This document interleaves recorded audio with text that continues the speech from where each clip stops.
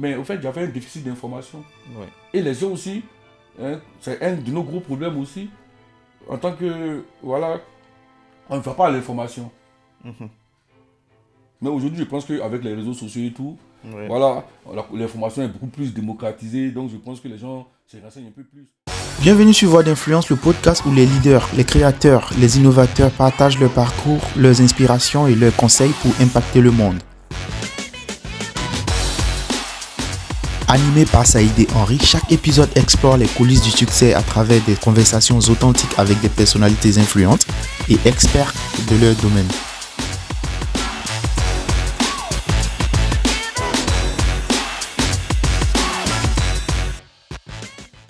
Mais moi, j'ai été choqué une fois. Il y a eu, c'est pas c'est Mambi qui avait organisé ce séminaire-là en Côte d'Ivoire où on devait parler des droits d'auteur, de tout. Qui avait organisé ça. Mais et même les artistes, il y en a beaucoup qui ne sont pas partis.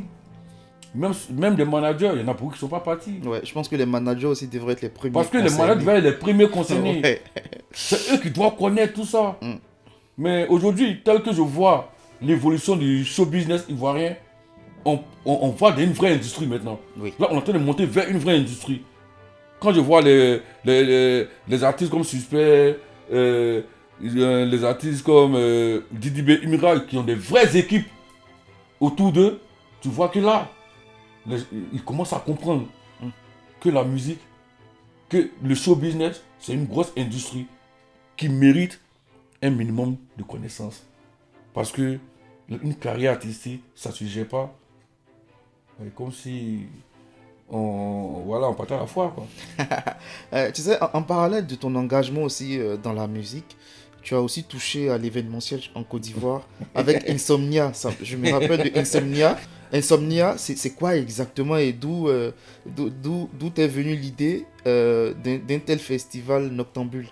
Pour terminer ma question. Bon, au fait, le truc, c'est quoi? C'est que moi, j'ai eu la chance, hein.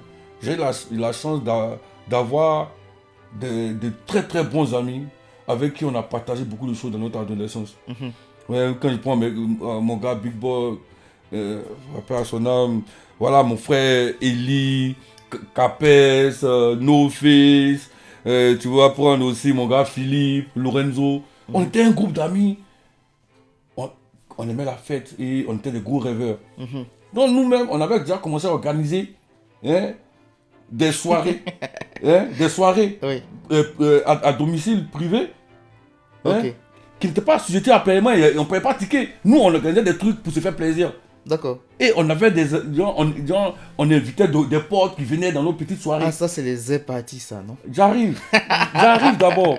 J'arrive avant qu'on arrive avec le mot Z Party. Parce Ouais. que les gens, ils ne savent pas, mais nous, on était des pionniers des Z Party et gens commercialisés. On était les pionniers des Z Party commercialisés. C'est nous, on a commencé à professionnaliser les Z Party. D'accord. Et comment ça s'est passé? On organisait nos petits mouvements. Nous, on est là, quand on invite des amis, des potes, ils viennent là, on voit, bon, ils viennent avec Baby Philippe, qui était à son prime. Mais ça, je n'ai pas dit le nom de mon gars, sinon son papa va se fâcher contre lui. On faisait les choses chez lui à la maison. Vous étiez ado, hein, je pense. Ah, mais bien sûr. Bon, l'idée d'Insomnia, c'est-à-dire le noyau amical. Mes amis dont je te parlais au début. Arrivé un moment, on a fait toutes ces parties-là, avec le ghetto sale, tout et tout. Après, on est revenu à la base et puis on dit, bon, on a fait les parties autour de piscines. Mais il va falloir que non, on crée une start-up à notre image. Ouais. Il va falloir qu'on crée une start-up à notre image. Donc, c'est mon ami encore, c'est qui on faisait les bois de nuit. Là. Voilà. On a fait nos bureaux là-bas. Et on a appelé, c'est mon pote Eli. Voilà, il nous a dit, ben, les gars, moi, on vient chez moi, réfléchissons, on va créer notre start-up. Et c'est là qu'on a créé Africa Dream, qui était notre start-up. Et on avait nos bureaux, hein, chez mon pote, dans le sous-sol. Donc là-bas, chaque matin, on partait comme des travailleurs. On s'installait devant les PC et puis on réfléchissait qu'est-ce qu'il fallait qu'on fasse. Donc on était là, chacun a fait ses propositions, tout et tout. Et puis, bon, moi, avec mon pote Big Bog, tout et tout, et on a dit, Joe, nous, là, on est déjà là, à faire l'entertainment dans les divertissements. Oui. Pourquoi ne pas s'orienter sur le divertissement? Donc, chacun a commencé à mettre son idée. Et c'est comme ça qu'on a eu un projet. Comme on avait des entrées avec notre vieux père Kenzo Cash Money. C'est le propriétaire, le DG d'Ariel Group, la plus grande structure événementielle de Côte d'Ivoire. Oui. Donc, on a eu un projet. On allait soumettre au vieux père Kenzo Cash Money. On était à son bureau, il y avait moi, Big Bog, mon gars Big Bog, moi, Eli. Donc on a soumis le projet à Kenzo. Kenzo, il nous a dit, les petits, c'est bien beau votre projet, hein. Mais j'ai l'impression que moi, je vais vous aider, mais je vais vous aider à gagner de l'argent. Donc allez-y, réfléchissez encore, venez me poser un projet qui va vous permettre de gagner de l'argent. En tout cas, big up à toi, mon vieux père, il a même été chez lui à Bokebo. Pendant pas qu'il nous... C'est quelqu'un de vraiment très gentil. Depuis moi et mon gars Big Bang, on faisait du rap. Voilà, il nous a vraiment aidé. Il nous a mis même en contact avec son gars Brother B, à qui je fais un big up, mon vieux père. Mais, donc comme nous on avait les entrées sur lui, donc on est allé, il nous a dit les petits, allez-y réfléchir, envoyez-moi un projet qui va vous donner de l'argent. Donc c'est comme ça qu'on est allé au laboratoire. On a commencé à creuser notre ménage. C'est comme ça. Moi, dans Africa Dream, j'étais chargé, voilà, le responsable marketing et puis, voilà, genre, idée, innovation et conneries comme ça. Donc, moi, c'était ma tâche de pouvoir trouver le projet qui devait, voilà, qu'on devait présenter à Kenzo. Donc, un jour, j'étais avec mon ami No Face, Jean-Marc, à qui je fais un big up. Il me dit, non, Blondas, je sais que toi, tu peux avoir l'idée, mais tu n'es pas inspiré. Viens, hein, j'ai que 1000 francs sur moi. Je vais t'inviter d'un coup, on va s'asseoir, on va prendre un pot, peut-être tu vas trouver l'inspiration. donc c'est comme ça. On allait s'asseoir d'un coin, je me rappelle bien, c'était en gré. Et puis bizarrement, hein, c'est pas ça. L'embrouillé est sorti, il a dit, ah, donc là, il dit non, voilà, j'ai un projet. Le projet là, on va faire comme ça, discothèque à ciel ouvert. Voilà, on va faire tant. Et c'est comme ça. Nos fils l'ont dit, ouais, toi, Blondas, je savais que tu allais trouver une idée, ça c'est bien. Allons-y, on va écrire. Donc, on est allé dans notre bureau, j'ai pris le PC, j'ai commencé à rédiger le projet. Et c'est là que nos fils m'a dit, hey, mon gars, j'ai trouvé un nom. Cet événement-là, on va appeler ça Insomnia. Écrivons le truc pour pouvoir proposer à nos gars. On a réfléchi sur le bouillon. J'ai écrit le projet, tout et tout. Le lendemain, quand on a fait notre point, on a fait un point aux gars, les gars étaient fins. Ils ont dit, ouais, c'est la chose. C'est le truc, c'était l'idée, tout et tout. Donc là, on a commencé. Comme moi, je travaillais déjà au Burida, je connaissais beaucoup des espaces. Donc moi, j'ai dit, ben, quand on va organiser, la première édition, on va organiser ça ici, à un espace, à Toban. Il fait big up à la vieille mère. À l'espace d'hélice tropicale, derrière le commissariat du 30e d'Artouban, il y avait un bel espace d'hélice tropicale. C'est là-bas où on avait ciblé tout et tout. Quand on a expliqué le projet à nos portes, on dit ouais, bingo, c'était le vrai truc. Donc moi j'ai formalisé le projet dans un document bien tout. On allait présenter à Vipé Kenzo a dit les petits. Ça c'est la balle. Et c'est comme ça. Il nous a mis même en contact avec la plus grande brasserie à l'époque de la Côte d'Ivoire. Voilà, il nous a mis en contact avec cette brasserie-là, qui nous a sponsorisé. Il y a même la chaîne B-Black Africa qui nous a sponsorisé aussi. Et on a organisé un événement hors du commun. Et là encore, en termes de communication et marketing, on a été des pionniers aussi dans ce domaine-là. Parce que nous, Insomnia, on a procédé par des stratégies de SMS marketing. Et quand vous voyez aujourd'hui les conseils en Côte d'Ivoire où les gens ils font des filtres, les filtres Instagram où on met les filtres, on dit j'y serai. Nous, on a été pionniers dans ce truc-là. Vous pouvez imaginer que dans la première édition d'Insomnia, se tenait le même jour qu'il y avait le même jour que le concert de l'artiste qui chante Amula, vive les cocos, l'artiste américain là. Ah, j'ai oublié. Voilà, c'est son nom, ça va me revenir. Il était venu à Abidjan le même jour. Mais quand même, nous on a fait carton plein. Le grand frère Kenzo, big up à lui, il nous a donné tout ce qui était jeu de lumière et sonorisation, gratos. Et c'était le premier événement, genre open disco, discothèque à ciel ouvert, avec piscine. Et il y avait en même parce que le concept c'était quoi? C'était de faire une kermesse nocturne, où quand quelqu'un il vient, il a les baby foot, il a la piscine, il a toutes sortes de distractions. Et en même temps, on tire, il y a le podium au milieu où il y a les artistes qui viennent prester. Mais c'était une grosse kermesse. Les gens, ils n'ont pas compris. Ils se disent, mais attends, on est dans quoi là? En fait, c'était le summum du divertissement. Donc les jeunes, vraiment, ils ont tellement adhéré. Mais comme nous, on était vraiment pointueux en termes marketing, à la fin de l'événement, on a pris le numéro de chacun. À la sortie, chacun écrivait son numéro dans un document. Ouais. Et ça nous a fait une base de données. Et imagine- C'était légal ça? Oui, mais c'était avec l'accord. Ok, d'accord. C'était les gars qui écrivaient le numéro. D'accord. C'était avec l'accord. Et D'accord. tu sais pourquoi? C'était pour leur faire une grosse surprise. La surprise, c'était quoi? C'est qu'après Ah, Insomnia, d'accord. tu recevais un message qui te dit merci d'avoir participé à Insomnia. Mais les gars étaient contents. Et le message, c'était un message balancé par qui? Africa Dream. D'accord. Donc c'était innovant. D'accord. Et les gens nous demandaient vivement la prochaine édition. Ouais. Et c'est comme ça la prochaine édition, on a mis la barre haute, on a fait ça Ivoire Golf Club, carrément. Super. Super. Donc c'est un peu l'histoire d'Insomnia. L'histoire d'Insomnia, Donc, ouais. par là, je fais big up à mon frère Eli et Fly, Philippe Ouman, Capes. En tout cas, c'était une très belle équipe. Et puis bon, des amis. Bien sûr. Voilà, bien et sûr. on est toujours amis jusqu'à aujourd'hui. Et on continue nos aventures. Bien sûr, bien sûr. Comment as-tu vécu l'organisation d'un événement d'une telle ampleur? Mais au fait, c'est-à-dire, c'est la passion. Ouais. Nous, c'est la passion. C'est la passion. C'était spécial. Parce que la première édition d'Insomnia, on n'avait même pas un rond. D'accord. Non, parce que je me rappelle à l'époque, là, les autres étaient étudiants, et puis, voilà, c'est moi. Je travaillais, et puis, moi seulement je travaillais. Moi, je travaillais au bureau déjà. Et avec mon ami Fly aussi, je pense qu'il devait être dans un cabinet aussi. Voilà. Bon, à part les autres étaient encore étudiants. Donc c'est nous dont on était liquide, mais quel bon liquide. Voilà, parce qu'on était des nouveaux travailleurs, ouais, on ne s'en sortait pas encore bien.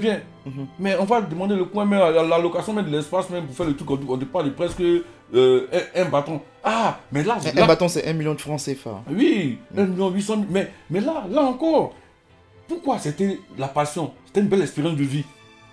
Parce que quand on allait négocier avec la dame de l'espace, on lui a dit, on a remarqué que, on a causé avec elle et on a compris qu'elle avait des problèmes pour l'installation de, genre, comment on appelle, de son espace, genre, l'installation du matériel avant les événements. Parce que il y a des gens qui louaient son coin pour faire les mariages, mais elle avait du mal.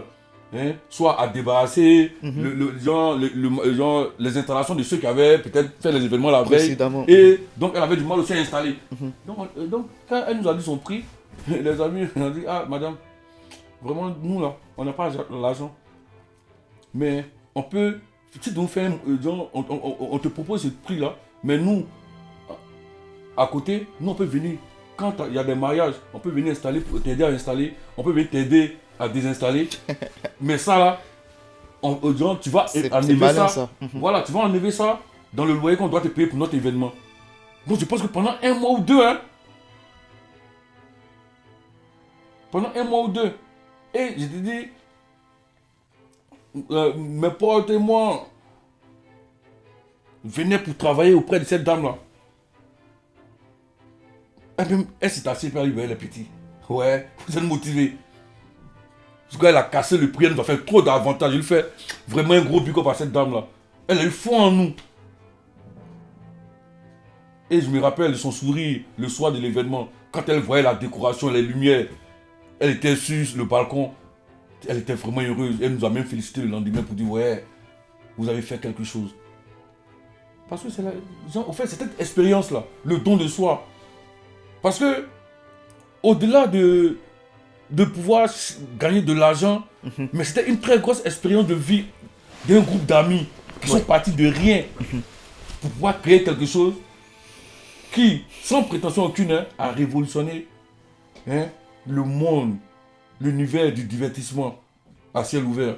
Parce que je te dis la vérité, après notre concept, il y a des gens qui ont commencé à faire la même chose. Ils ont invité même des artistes Naïda, au niveau de, comment on appelle, Sol Béni. Ils ont commencé à faire des trucs comme ça, discothèque à ciel ouvert. Mais c'est venu d'un petit sous-sol où on était avec nos potes en train de réfléchir. le concept pour dire J serré, où il y a ta photo, et puis il y a le truc, voilà, il y a le filtre J serré. Ça n'avait pas existé avant pour un seul événement. Certaines personnes, bon, peut-être quand ils suivront peut-être l'émission, ils diront que mais attends, le gars il raconte quoi là? Il raconte des conneries. Mais c'est une expérience qu'on a vécue.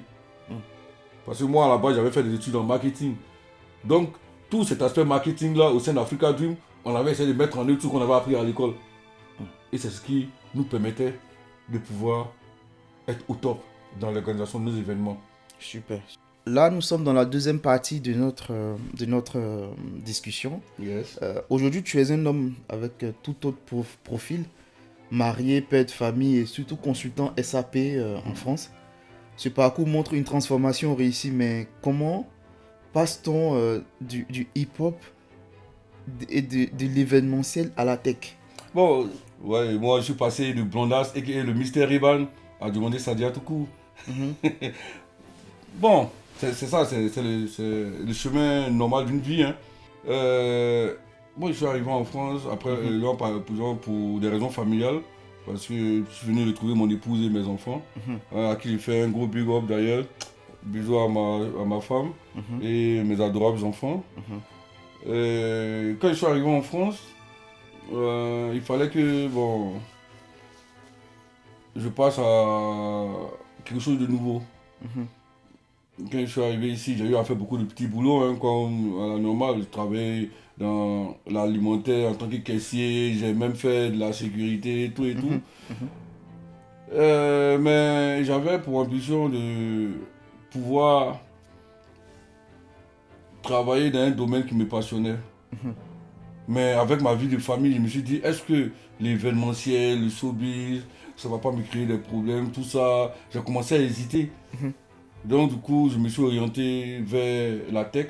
Par le biais d'un de mes amis à qui j'ai fait un big up, Cissé Yuba, voilà, qui m'a vraiment motivé à entrer dans l'écosystème SAP. Et c'est grâce à lui-même que voilà, je suis sorti consultant certifié SAP S4HANA, Module Sourcing and Procurement.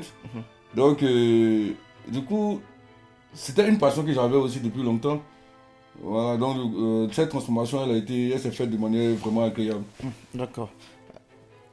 À quel moment, on va dire, as-tu ressenti le besoin de changer de voie, de t'orienter vers SAP? C'est à quel moment tu sens le moment d'aller vers SAP? Bon, au fait, le truc c'est quoi? C'est que nous, on avait un leitmotiv avec notre petit groupe d'amis. On voulait enjoy, on voulait s'enjailler, vivre notre vie, notre jeunesse. On organisait des événements. Par la grâce de Dieu, voilà, on a pu obtenir nos diplômes. Donc ces diplômes-là, les parents, ils ont souffert pour nous mettre à l'école. Donc il fallait aussi arriver un moment qu'on mette ces diplômes à contribution. Donc la phase de ma vie ici en Europe, il fallait que je franchisse ce cap-là. Et même quand je suis revenu ici, même j'ai repris mes études. Là, j'ai eu un master encore en management des achats et supply chain. Et j'ai encore eu ma certification SAP. Ce qui a fait de moi maintenant un consultant certifié SAP sur le module supply chain. D'accord. Donc c'était un projet de vie au fait. Quel a été du coup le plus grand défi dans cette transition? Le plus grand défi, c'est déjà se remotiver à reprendre les études. Hein. Parce que quand je suis arrivé, j'ai commencé à faire beaucoup de petits boulots, mais je sentais que c'était pas ma place quoi. D'accord. Ouais, je sentais que c'était pas ma place. Parce que moi, j'ai l'habitude, quand j'ai des objectifs, je démissionne. Hein. D'accord. Voilà, moi-même le Burida, j'ai démissionné. Hein. D'accord. Donc ici, là, voilà, j'ai travaillé, j'étais en CDI, voilà, dans une entreprise, mais le boulot que je faisais, je me disais, c'est pas ce que je voulais faire. Mais je l'ai fait avec passion et c'était une grosse expérience pour moi.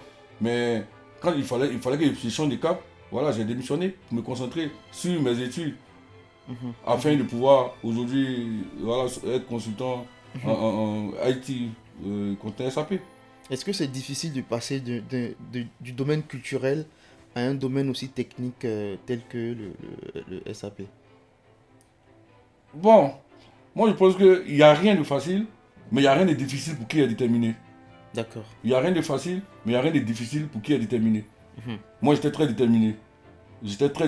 Donc je le faisais, comme je te dis, à chaque fois passion. Je le faisais par passion aussi. Parce que j'ai aimé SAP.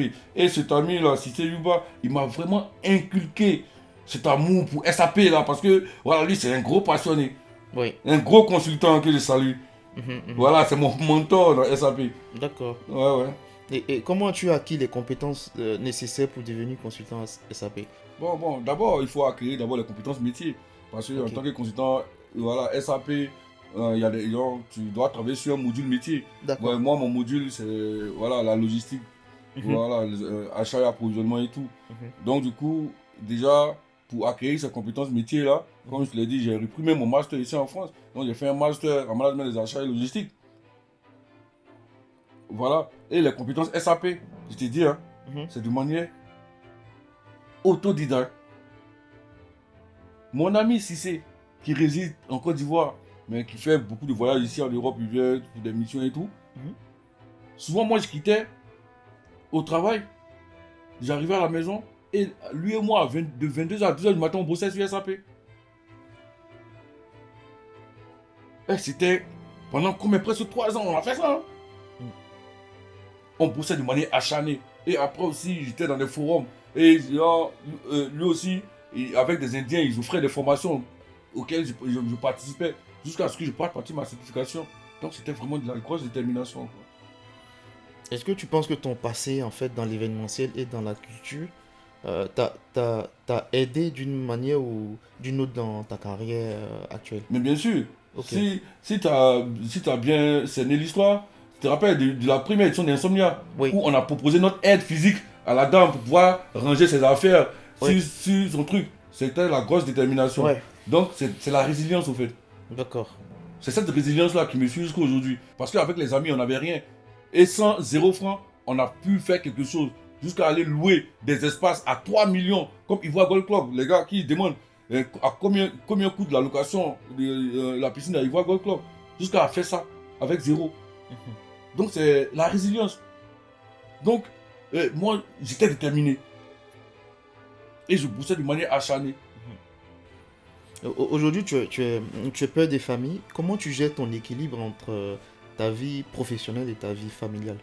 Mais bon, au fait, depuis on parle de culture, mais moi je pense que la vie c'est la culture. D'accord. Et la culture c'est la vie. Et qui connaît la culture, qui aime la culture, saura s'orienter dans la vie. Parce que nos parents, c'était des travailleurs acharnés. Mais déjà, je fais un peu quoi par mon père et ma mère qui ne sont plus. Grosse pensée à eux. Grosse pensée à eux. Ouais. Mais ils travaillent de manière acharnée. Sans d'autant oublier les enfants que nous sommes. On a toujours grandi dans ce cocon familial malgré les occupations de nos parents. Ouais. Donc aujourd'hui, je pense qu'on ne fait même pas le tiers de ce qu'ils ont fait. Ouais, j'imagine, ouais. Parce que, Donc moi, souvent, je ne parle même pas d'équilibre familial et professionnel. Je parle d'équilibre de vie.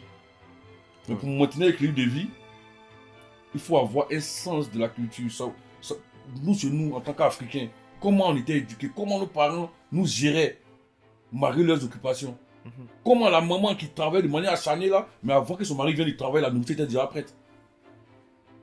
Donc, c'est un sens du planning et de l'organisation. Ouais. Une fois que tu as une vie bien organisée, tu pourras avoir du temps pour tout et tout.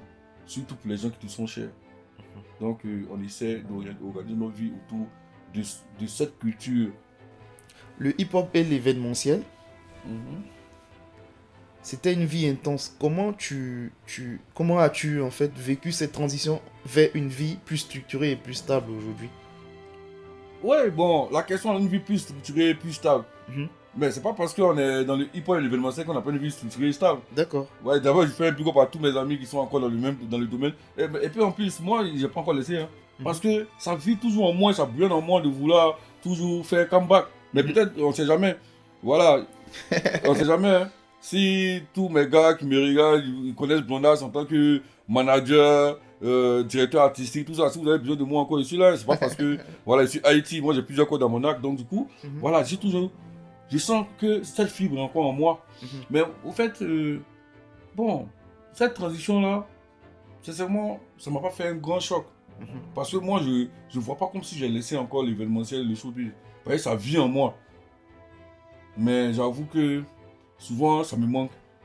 D'accord. Et je sais que ouais, je vais finir ma vie déjà.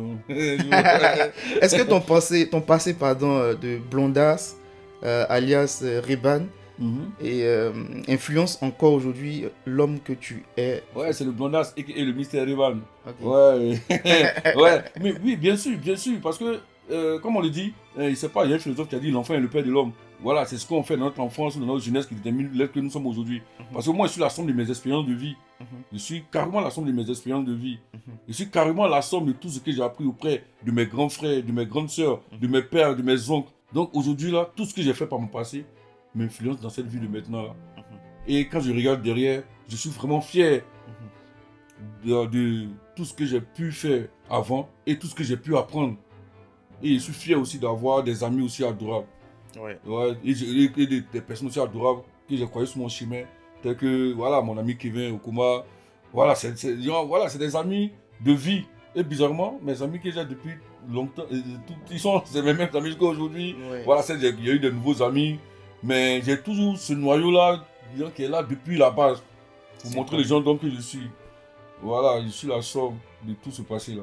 Super, super. Avec ton parcours riche et varié, tu es la preuve que l'on peut se réinventer et réussir dans plusieurs domaines. Aujourd'hui, quel conseil donnerais-tu aux jeunes qui hésitent en fait à changer de voie par peur de l'inconnu? Ça, c'est vrai. Quand souvent je pense à la notion de la peur de l'inconnu, je pense à celui qui a testé l'avion pour la première fois. Il s'attendait à quoi, au fait? C'était C'est l'inconnu parfait. ou bien c'était, il sait pas quoi. Ouais. Mais au fait, le truc, c'est quoi? C'est ce qui nous met en retard à nous, la jeunesse africaine. Mhm, On peut avoir des ambitions, mais on se dit, ça, on peut pas y arriver. C'est pas mhm, pour nous. mhm, Mais alors que, quand on veut, on peut, hein. mhm, Parce que ceux qui ont créé le téléphone, c'est parti d'une idée anodine. mhm. Parce que nous, les Africains, on aime bien dire j'ai iPhone 20, j'ai tel téléphone, sans penser aux pionniers. Comment est-ce que les gens ils ont fait? Donc, arrivé un moment, il va falloir que Mhm. on se dise que on a, genre, on a aussi la chance de pouvoir faire les choses. Une fois il faut qu'on se lance. Moi, j'ai pas peur de l'inconnu. Parce que tu sais quoi? Celui qui a peur de l'inconnu, c'est celui qui n'a pas de plan, de méthode. Ouais. Parce que quand tu entends quelque chose, il faut faire une étude préalable. Il faut analyser, faire ton SWOT, Mhm, tes forces, tes faiblesses, opportunités, ou tu analyses tout ça. mhm. Et c'est suite à cette analyse-là que tu te lances. Bien sûr. Donc, et on ne fait jamais quelque chose comme ça.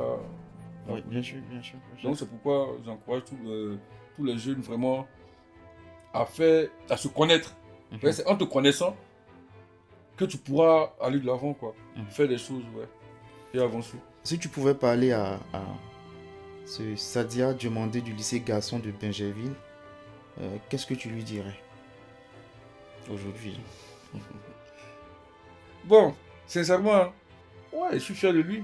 Mhm, Ouais, parce que il y a des gens peut-être qui m'ont connu en tant que la personne qui faisait le hip-hop au lycée garçon, Baggy, le cas qui même était en flotte impériale, tout et tout. Donc il y a des gens qui vont te voir avec une carapace de caïd, tu vois un peu, non? Oui, Ils vont pas comprendre que derrière ce gars-là, il y a quelqu'un d'ambitieux, quoi. oui. Donc il y en a d'autres aujourd'hui, bon, ils savent qu'ils vont voir la vidéo, ils vont dire, ah mais lui il est un consultant, un truc comme ça, tu vois. Ils vont dire, ah on s'entendait pas à ça, Ouais. tu comprends? Mhm. Mais ce jeune Sadia demandé Blondas et le Mystère Iban, Ouais. c'est quelqu'un de très ambitieux. Et moi, je pense que voilà, je suis fier, quoi. De là d'où je viens, je suis fier de ce que j'ai été. Je suis fier aujourd'hui de ce que je suis, même si je n'ai pas encore atteint tous mes objectifs de vie. Mhm, Je suis fier d'être aussi ce père de famille, voilà, qui a des enfants adorables, qui a cette femme aussi très adorable. mhm. Voilà, je suis fier de la personne que je suis. Je sais que je ne suis pas quelqu'un de parfait. On lutte jour et nuit pour pouvoir se bonifier. Mais comme on lui dit, voilà, le vin se bonifie avec le temps. Et je pense que le temps, voilà, a fait son effet sur moi. Et j'ai pu acquérir beaucoup d'expériences qui me permettent aujourd'hui d'être quelqu'un de vraiment posé. Voilà, donc c'est un Super, peu ça. super. On tend vers la fin de notre discussion. Ouais. Ce que j'ai envie de te demander, c'est quels sont tes projets pour l'avenir? Ah ouais, le projet pour l'avenir. Mhm, Voilà, pour quelqu'un avec qui commençait à organiser des trucs et puis qui avait beaucoup d'ambition, qui a toujours beaucoup d'ambition. Ah, j'ai beaucoup de projets pour l'avenir, hein. mhm, Voilà, en tout cas, moi, mon rêve, c'est de retourner en Côte d'Ivoire, mhm. m'installer et puis vraiment être un gros acteur culturel au niveau de la Côte d'Ivoire. Et puis aussi implémenter aussi un centre de compétences dans le domaine du SAP, voilà, à Abidjan. Oui, toujours, ça sera avec mon frère Cissé et mon gars Alex, Mr. Dango, à qui je fais un big up parce que c'est quelqu'un aussi qui m'a beaucoup aidé à pouvoir pénétrer l'écosystème SAP ici en France. Il y a mon frère aussi, voilà, Axel, Tegomo, mon frère. En tout, c'est deux personnes qui m'ont vraiment aidé à pénétrer l'écosystème SAP. Ils m'ont apporté tous leurs conseils parce qu'ils sont beaucoup expérimentés aussi dans le domaine de l'IT. Voilà, c'est des amis qui me sont très chers aujourd'hui. Certes, on n'a pas été des amis d'enfance, on s'est connus ici en France, mais ces personnes-là, sincèrement, je leur fais un gros big up et je leur serai reconnaissant à vie quoi, pour ce qu'ils font dans ma vie. En tout cas, les gars, big up à vous, on est ensemble. Merci Sadia pour cette discussion inspirante. Merci d'avoir suivi cet épisode de Voix d'influence. N'hésitez pas à vous abonner massivement et à nous suivre également sur Spotify, Instagram, Facebook et TikTok. Merci d'avoir suivi cet épisode de Voix d'influence. Pour ne rien manquer, abonnez-vous et activez la cloche de notification. À bientôt.